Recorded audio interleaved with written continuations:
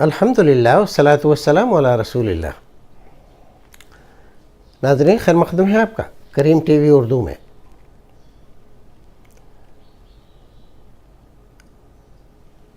ایک صاحب جن کا نام محمد صبا احمد ہے سوال کرتے ہیں، جو شخص نماز نہیں پڑھتا کیا اس کی قربانی ہوگی؟ کہنا یہ چاہیے کیا وہ قربانی کرے تو قبول ہوگی؟ شاید یہی مقصد ہے ان کا۔ تو دیکھیے، شریعت اسلامیہ میں شہادتین کے بعد یعنی اللہ کی وحدانیت اور رسول اکرم کی رسالت کے اقرار کے بعد سب سے بڑا عمل، سب سے بڑی چیز، سب سے اہم رکن اگر کوئی ہے تو وہ ہے نماز۔ یہ ہے ایسا فریضہ کہ جب اللہ رب العزت نے اس کو مسلمانوں پر فرض کرنا چاہا تو اپنے نبی کو آسمانوں پہ بلایا، معراج کرائی۔ باقی کوئی فریضہ ایسا نہیں ہے جو آسمانوں پر فرض ہوا ہو، سب یہی دنیا پہ رہتے ہوئے۔ تو جو آدمی نماز نہ پڑھے پھر وہ یہ کہے کہ میرا روزہ قبول ہو جاتا ہے، میری قربانی قبول ہو جاتی ہے، تو یہ اس کی غلط فہمی ہے، شیطان نے اس کو بہکا رکھا ہے۔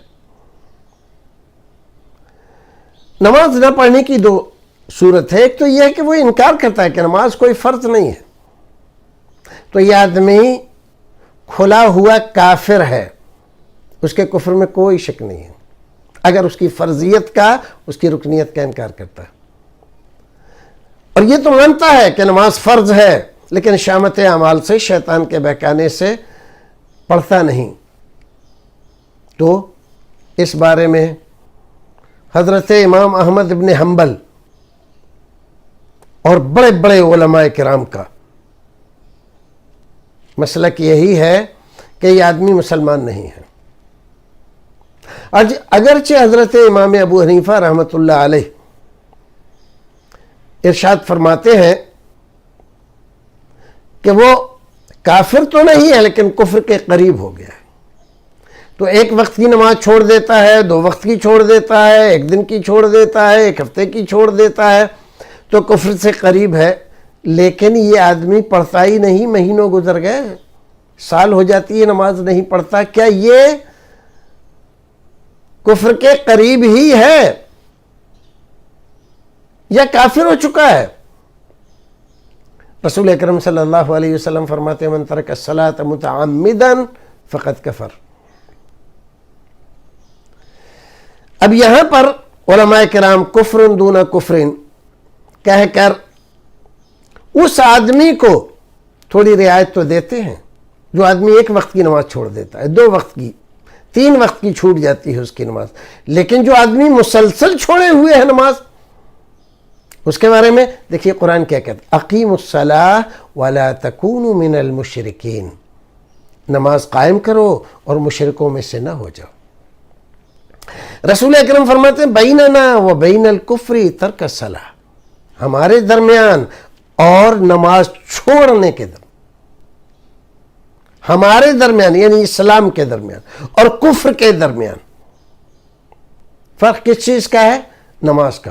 نماز پڑھتا ہے تو ادھر اسلام کی طرف ہے، نماز نہیں پڑھتا تو ادھر کفر کی طرف ہے۔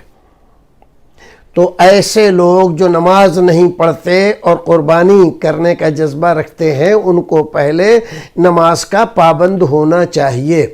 ہم یہ تو نہیں کہتے کہ اس کی قربانی قبول ہوتی ہے کہ نہیں ہوتی ہے، تو اللہ رب العزت کا معاملہ ہے، لیکن جب علماء کرام کے درمیان، ائمہ کرام کے درمیان اس کا اسلام ہی مشکوک ہے تو اس کی قربانی کے قبول ہونے کی بات کرنا، اس کے لیے بھی دلیل چاہیے۔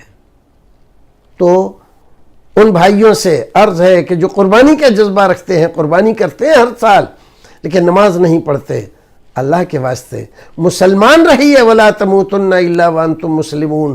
اور اسلام کا سب سے پیارا شعار نماز ہے، نماز پڑھیے، نماز نہ پڑھ کر اسلام سے باہر نکلنے کی کوشش نہ کیجیے، پھر قربانی کیجیے۔ اللہ رب العزت آپ کی قربانیوں کو شرف قبولیت سے نوازے۔ السلام علیکم ورحمۃ اللہ وبرکاتہ۔